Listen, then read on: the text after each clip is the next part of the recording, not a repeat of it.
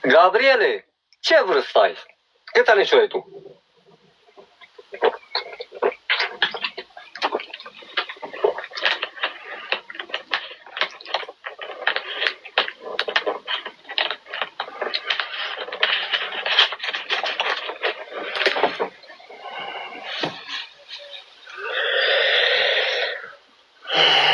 Am întrebat ce vârstă ai, Gabriel.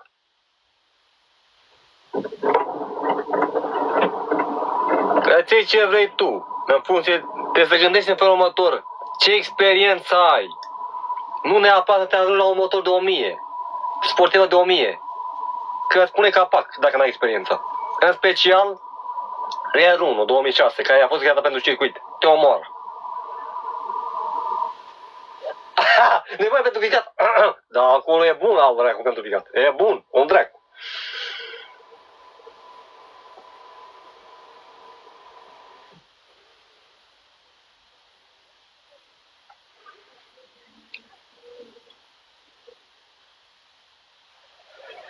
Stă la aer, nu.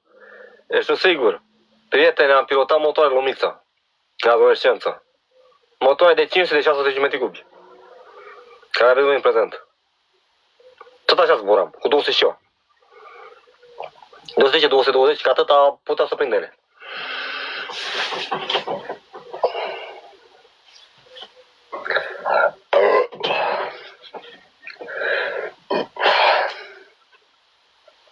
Eu mă lăsam așa, eu rămânea așa.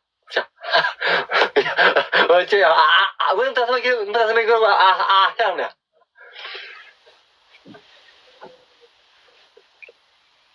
Pe lângă, ceva, pe lângă.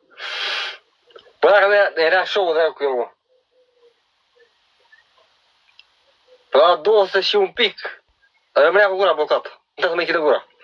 Păi dacă mă stam pe ea, spiritul pe rezervor, a avut ăsta un Kawasaki de 500 sau de 600 km. Băi, totuși, viteză se ducea repede. Puterea mai deloc.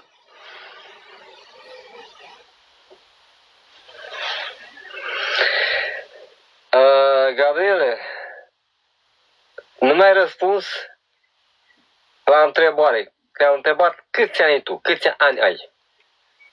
Vârsta ta.